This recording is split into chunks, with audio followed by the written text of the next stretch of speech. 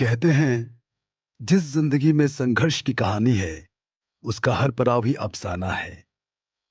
हर मोड़ पर एक कहानी है। 21 अगस्त 1979 ये दिन अरुणाचल प्रदेश के इतिहास में हमेशा याद किया जाएगा, क्योंकि इस दिन को अरुणाचल प्रदेश में एक ऐसा बेटा का जन्म हुआ जो आगे जाके अरुणाचल प्रदेश के इतिहास को ही बदल दिया। जी हाँ दोस्तों, मैं अरुणाचल प्रदेश के मुख्यमंत्री श्री पेमा खांडू जी के बारे में जिक्र कर रहा हूँ, जिनकी जिंदगी कहानियों से भरी पड़ी है। उनकी जिंदगी संघर्ष की मुकम्मल दास्तां है। संघर्ष के आगे जीत की कहानी है। बच्चे, युवा और बुजुर्गों के बीच बहुत ही लोकप्रिय रहने वाले श्री पेमा खांडू जी अरुणाचल प्रदेश के पूर्व मुख्यमंत्री लेट दोरजी खांडू जी की पहली संतान है। उनकी स्कूलिंग शिलोंग में ईस्ट एंड चैम्बर्स स्कूल में हुई थी और आगे चल के हिंदू कॉलेज दिल्ली यूनिवर्सिटी से ग्रेजुएशन पूरा किया। जहां सब कुछ है, ऐसे घर में पैदा होने के बावजूद भी पेमा खांडू जी बचपन से ही साधारण जिंदगी जीते थे। उनका सबसे बड़ा गुरु उनके पिता लेट दोरजी खांडू जी थे।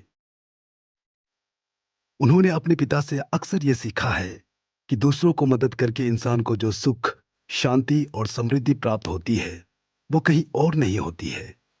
चाहे हमारे पास सब कुछ क्यों ना हो, लेकिन ये जिंदगी अधूरी है समाज के हित में काम ना करने से और समाज को सही दिशा ना दिखाने से। ग्रेजुएशन पूरा करने के बाद पेमा खांडू जी अपने पैरों पे खड़े उतरने के लिए बिजनेस शुरू किया और आगे जाके एक कामयाब बिजनेसमैन बना। पिता के विजन पेमा खांडू जी के लिए हमेशा प्रेरणा बना।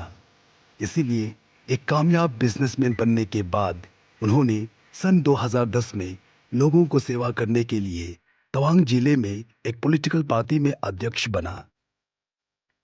30 अप्रैल 2011 ये वो तारीख और साल है जिस समय बादल में अंधेरा छा गया था और सूरज की आंखों में आंसू था,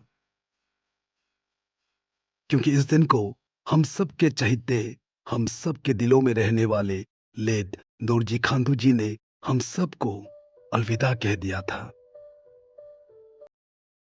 उनके देहांत पे पूरा प्रदेश रो रहा था और दुआ कर रहा था कि काश ये कोई सपना हो। लेकिन दुख के इस सागर में पेमा खांडू जी ने अपना हौसला टूटने नहीं दिया। आंसुओं का समंदर जैसे उनके आंखों में आके रुक गया था। पिता को आखिरी विदाई के साथ जैसे उन्होंने ठान लिया था कि आखिरी दम तक प्रदेश और उनके पिता के सपनों को टूटने नहीं दूंगा। पिता के अधूरे सपने और उनके प्रेम प्रदेश के प्रति ने उन्हें चुनाव में आने के लिए मजबूर कर ही लिया था। पिता के बाद बाई इलेक्शन के दौरान 30 जून 2011 में पेमा खांडू जी अनकंटेस्ट होकर एमएलए बना और उसी के साथ वाटर रिसोर्स डेवलपमेंट एवं टूरिज्म मिनिस्टर का पद भी संभाला। इतनी कम उम्र में राजनीति में आना और अपनी अलग छवि बनाना, यह सबको हैरान करने वाली बात थी। जिस तरह से उन्होंने अपनी जिम्मेदारियां निभाई, उससे पार्टी को पता चल गया था कि ये प्रदेश पेमा खांडू जी के हाथ में सुरक्षित और तरक्की के राह को चूमेंगे। इसी के साथ 17 जुलाई 2016 में पेमा खांडू जी 36 इयर्स में बन गए देश का सबसे युवा मुख्यमंत्री। अरुणाचल की सियासत में ये नए पेमा खांडू के दस्तक थे। वो ऐतिहासिक प्रवेश राजनीति में युवा लहर का इशारा था। पेमा खांडू का युवा जोश पूरा प्रदेश में गूंजने लगा। पेमा खांडू जी के साथ दुनिया के मंच में उठा ये दौर नया था। जितनी सहज शख्सियत उतनी असरदार मौजूदगी। श्री पेमा खांडू जी के आने से अरुणाचल प्रदेश के डेवलपमेंट को 4 चांद लग गए। उन्होंने जीवन में संघर्ष के दौरान न सिर्फ अपने लिए एक पहचान बनाई, बल्कि समाज के बड़े वर्ग को एक नया दिशा दिखाने का काम भी किया। उन्होंने खुद को हमेशा एक स्ट्रॉन्ग डिसीजन मेकर की तरह ही जनता के सामने प्रस्तुत किया है। इनका व्यक्तित्व जितना मजबूत है, समझ और विचार भी उतना ही मजबूत। इसलिए लोगों ने उनके इसी अंदाज को देख के उन्हें यंग एंड डायनामिक सीएम कहा है। सन 2021 में इंडिया टुडे के द्वारा उन्हें fourth best chief minister of India का खिताब से भी नवाजा गया। पेमा खांडू जी के सीएम बनने का सफर लोगों में खास उम्मीद जगाता है। उनकी कहानी डेमोक्रेसी के प्रति लोगों में एक अटूट विश्वास जगाती है।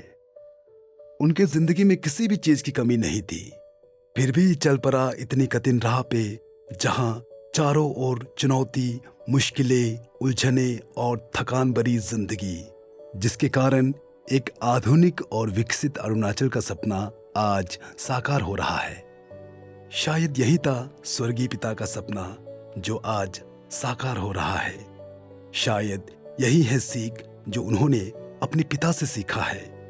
यही है उनका प्रेम प्रदेश के प्रति। आज वो प्रदेश का सबसे लोकप्रिय मुख्यमंत्री कहलाता है, क्योंकि उनके लिए ये प्रदेश ही उनका परिवार है। इसी के साथ जय हिंद, जय अरुणाचल। भारत माता की जय।